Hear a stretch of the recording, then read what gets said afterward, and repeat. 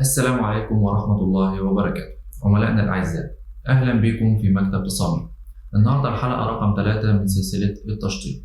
اتكلمنا في الحلقة اللي فاتت عن التشطيب بصورة عامة، وعرفنا إن التشطيب في الأساس بيدور حول 5 بنود أساسية، هي الأرضيات، الحوائط، الأسقف، الأبواب والشبابيك، تمديدات الكهرباء والسباكة والمكيفات. هنبدأ ناخد كل بند من البنود ال5 دول ونتكلم عن الخامات اللي ممكن نستخدمها في التشطيب والتصميم.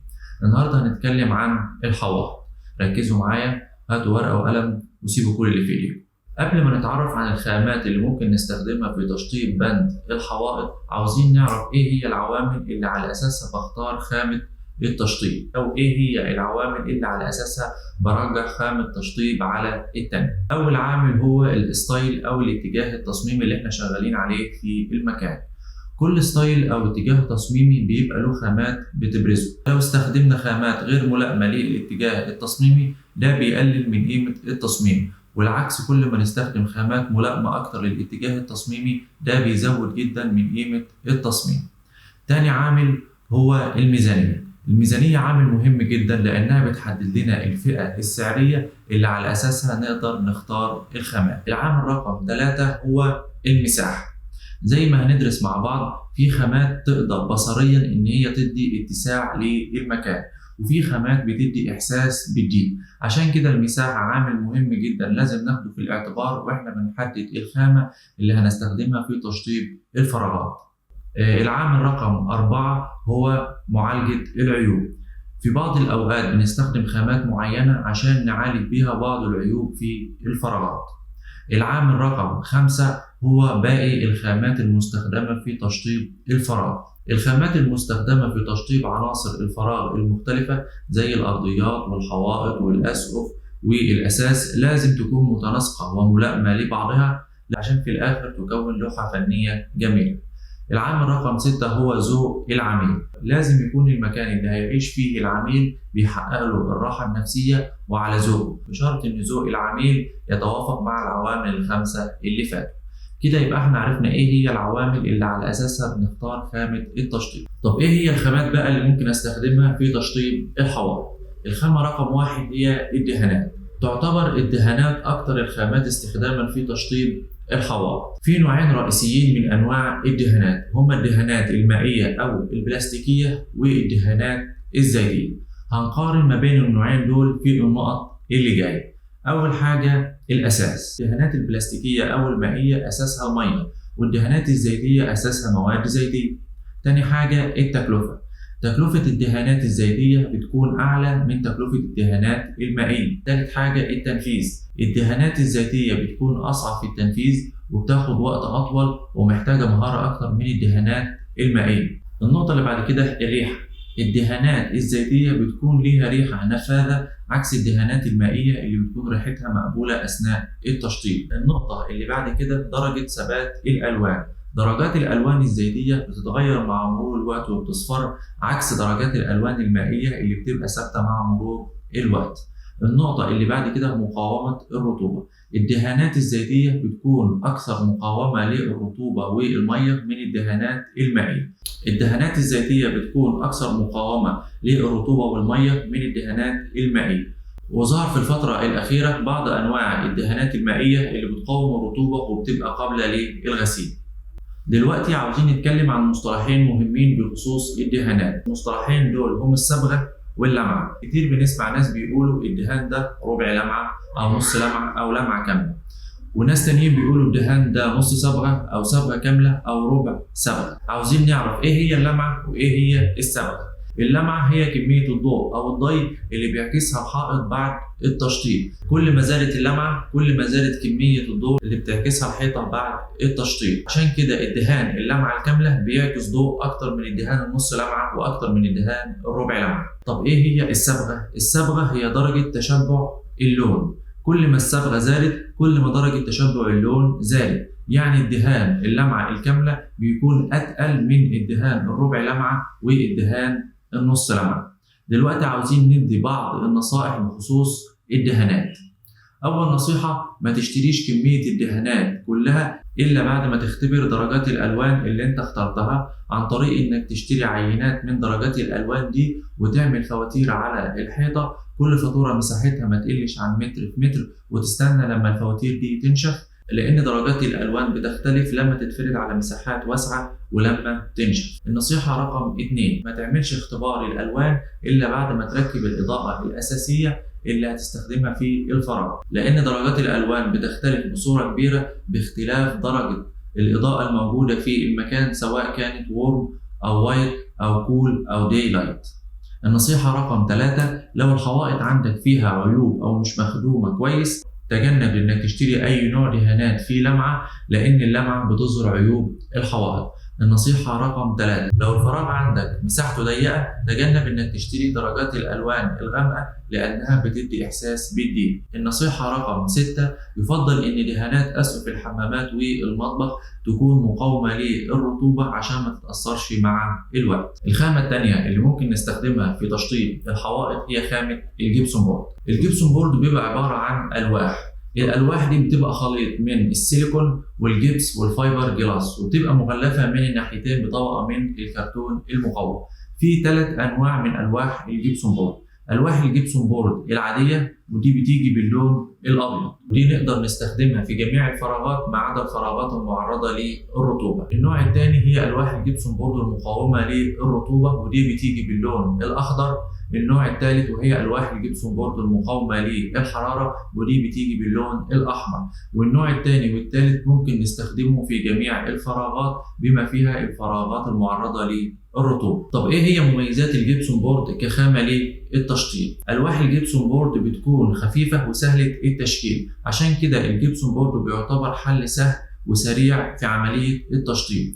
تاني حاجة، ألواح الجبسون بورد بتكون تكلفتها متوسطة مقارنة بأنواع تانية من الخامات. تالت حاجة، ألواح الجبسون بورد ممكن نستخدمها في معالجة عيوب الحوائط. طب إيه هي عيوب خامة الجبسون بورد؟ خامة الجبسون بورد خامة ضعيفة سهلة الكسر، عشان كده ما ينفعش نستخدمها في حوائط عليها شغل كتير، وكمان ما ينفعش نعلق عليها أي حاجة وزنها تقيل. تاني عيب إن ألواح الجبسون بورد بتكون موصلة للصوت. تالت عيب إن ألواح الجبسون بورد لو ما اتنفذتش بطريقة سليمة بتظهر فيها شروخ مع مرور الوقت. طب إيه هي تطبيقات الجبسون بورد كخامة للتشطيب؟ ممكن أستخدم ألواح الجبسون بورد في إن أنا أنفذ بيها حوائط بديل عن الطوب. وحوائط الجبسون بورد بتتميز بأنها ما بتحتاجش محارة لأن سطحها بيكون ناعم ومستوي. الحوائط المنفذة باستخدام ألواح الجبسون بورد ممكن أنفذها بعد تنفيذ الأرضيات، لأن أنا ممكن أنفذها على السيراميك، عكس الحوائط المنفذة باستخدام الطوب اللي لو قررت إن أنا أنفذ حائط بعد تنفيذ السيراميك هضطر إن أنا أحز بالصاروخ في مكان الحائط لحد ما أوصل للأرضية الخرسانية وأبدأ أنفذ الطوب من عليه. ثاني استخدام لحوائط الجبسون بورد إن أنا أقدر أجلد بيها الحوائط وأنفذ بيها أي شكل أنا أختاره، زي إن أنا ممكن أعمل بيها أجزاء غطسة وأجزاء بارزة في الحائط وأستغل الأجزاء البارزة ديت كتب أو الأنتيكات.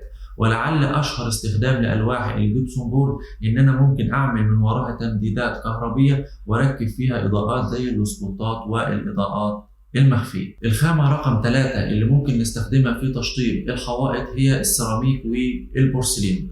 السيراميك والبورسلين بنستخدمهم غالبا في تشطيب حوائط الحمامات والمطبخ لأنهم بيتميزوا بقدرة عالية على مقاومة الرطوبة والحرارة. السيراميك والبورسلين في منهم أشكال وأنواع ومقاسات مختلفة. الخامة رقم 4 اللي ممكن نستخدمها في تشطيب الحوائط هي الرخام. طبعا الرخام غني عن التعريف، يعتبر من أفخم الخامات اللي ممكن نستخدمها في تشطيب الحوائط.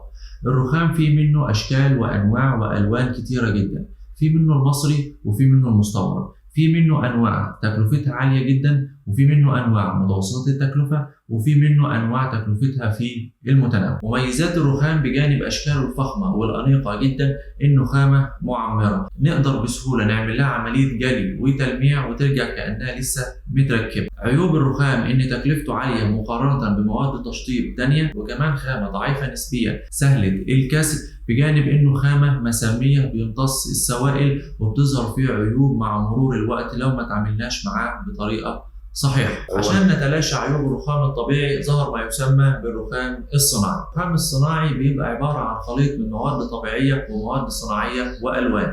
الرخام الصناعي بيبقى عبارة عن خليط من مواد طبيعية ومواد صناعية وألوان، وبيجي على شكل ألواح. الرخام الصناعي في منه أنواع وجودات مختلفة حسب طبيعة المواد المستخدمة في تصنيعه. الرخام الصناعي هو الكوريان، وبيدخل في تصنيعه مادة الأكريليك. ناخد بالنا واحنا بنشتري الرخام الصناعي ما نشتريش أي خامة فيها بوليسترين، لأن البوليسترين بيبقى له ريحة نفاذة. وكمان ما نشتريش أي خامة فيها بيكربونات الكالسيوم لأنها خامة ضارة صحية. الخامة رقم 5 اللي ممكن نستخدمها في تشطيب الحوائط هي الطوب. مميزات الطوب كخامة تشطيب إن تكلفته منخفضة وسهل التركيب، كمان بيبقى عازل للصوت والحرارة ومقاوم للاشتعال. عيوب الطوب كخامة للتشطيب هي إن سطحه بيكون غير مستوي، فبتلزق فيه الأتربة بصورة كبيرة، وبيكون تنظيفه صعب، وكمان بيكون غير آمن بالنسبة للأطفال. عندنا نوعين من الطوب ممكن نستخدمه في التشطيب: الطوب الأحمر الطفلي العادي والطوب الحراري. الطوب الحراري بيكون سعره أعلى، ونظير الزيادة في السعر دي بيدينا سطح مستوي أكتر، وبالتالي الأتربة ما بتلتصقش فيه بصورة كبيرة، وبيكون سهل التنظيف وخامته بتكون أمن. في أفكار كتيرة لاستخدام الطوب كخامة للتشطيب. ممكن نستخدمه على لونه، وممكن نلونه باستخدام درجة لون واحدة حسب الديكور، وممكن نلونه باستخدام أكتر من درجة من لون واحد، وممكن نلونه باستخدام لونين مختلفين، وممكن نلون الطوب ونسيب الفواصل زي ما هي، وممكن نلون الفواصل ونسيب الطوب زي ما هو، وممكن نلون الفواصل ونسيب الطوب على لونه، وممكن نلون الطوب ونسيب الفواصل على لونه. الخامة رقم 6 اللي ممكن نستخدمها في تشطيب الحوائط هي الأحجار. تعتبر الأحجار من الخامات شائعة الاستخدام في التصميم والتشطيب. مميزات الأحجار كخامة للتشطيب هي إن الأحجار بتدي رقي ورونق وفخامة للمكان، وكمان بتدي إحساس بالدفء لو قدرنا نستخدم الأنواع والأشكال المناسبة للاتجاه التصميمي. الأحجار متوفرة بأنواع وأشكال وألوان مختلفة. الأحجار بتكون مقاومتها للخدش عالية جدا وعمرها الافتراضي كبير. الأحجار متوفرة بأنواع وأشكال وألوان مختلفة، وفي منها المصري والمستورد. الأحجار بتتمتع بمقاومة عالية للخدش ومقاومة للحرارة والرطوبة، وكمان عمرها الافتراضي كبير. في نوعين من الأحجار الطبيعية والأحجار الصناعية. الأحجار الطبيعية بتكون أشكالها أرقى وأفخم من الأحجار الصناعية، وكمان بيكون عمرها الافتراضي أطول، عشان كده بتكون أغلى في السعر. الأحجار الصناعية بتكون أقل في التكلفة من الأحجار الطبيعية، وأخف في الوزن، وأسهل في التركيب والتنظيف، وكمان مقاومتها للرطوبة بتكون أعلى لأن مسامها بتكون أقل مقارنة بالأحجار الطبيعية اللي بتكون سهل إن هي تمتص السوائل وتظهر فيها بقع لو اتعاملنا معاها بصورة مش مناسبة. من أشهر أنواع الأحجار اللي ممكن نستخدمها في التشطيب البراون والميلي جراي والحجر الرملي، وممكن نعمل ميكس ما بين أكتر من نوع وشكل من الأحجار. كمان نقدر نعمل ميكس ما بين أكتر من نوع ولون من الأحجار في التصميم. الخامة رقم 7 اللي ممكن نستخدمها في تشطيب الحوائط هي الأخشاب. الأخشاب من الخامات شائعة الاستخدام في التشطيب لأنها بتعطي رونق وفخامة ورقي للمكان، وكمان بتدي إحساس بالدفء لأن هي من الخامات الطبيعية. الأخشاب خامة مرنة جدا سهلة التشكيل، نقدر نطوع تصميمها بما يناسب الاتجاه التصميمي اللي احنا شغالين عليه. عشان كده تعتبر الأخشاب عنصر ديكوري قوي يكمل أي تصميم. الأخشاب في منها أنواع متعددة، وشكل العروق والتجزيع بيختلف من نوع للتاني. نقدر نتحكم في فينش الأخشاب باستخدام أنواع متعددة من الدهانات زي الدوكو واللاكيه والأسطر والشروازيه. الخشب نقدر نستخدمه في إن احنا نداري بيه عيوب الحوائط. الخشب بيعمل عزل للصوت والحرارة، وده بيعتمد على نوع الأخشاب المستخدمة وسمكها وطريقة تركيبها. نقدر ننفذ حوائط من الأخشاب بدل من الطوب، ونقدر نستخدم الأخشاب في إننا نجلد بيها الحوائط ونعمل بيها أي شكل نحب وننفذ بيها أي شكل نختاره. الأخشاب ممكن نعمل من وراها تمديدات كهربية ونحط فيها إضاءات زي الليد بروفايل والسبوتات. لا ينصح باستخدام الأخشاب في الأماكن المعرضة للرطوبة. ممكن نركب الخشب مباشرة على الحائط لو الحائط مستوي، وممكن نركبه على علفة خشبية لو الحائط فيه مشاكل. كده يبقى احنا اتكلمنا عن الخامات الأساسية اللي ممكن نستخدمها في تشطيب الحوائط. في خامات ديكورية أو تكميلية ممكن نستخدمها برضو في تشطيب الحوائط زي ورق الحائط والبلاطات ال 3D وشرائح الستانلس وبديل الخشب وبديل الرخام والمرايات والحوائط الخضراء. أتمنى تكونوا استفدتوا من الحلقة، ولو عندكم أي استفسارات بخصوص محتوى الحلقة أو بخصوص الديكور والتشطيب بصورة عامة ممكن تتواصلوا معنا على مواقع التواصل الاجتماعي أو من خلال أرقامنا. عملائنا الأعزاء، سلام.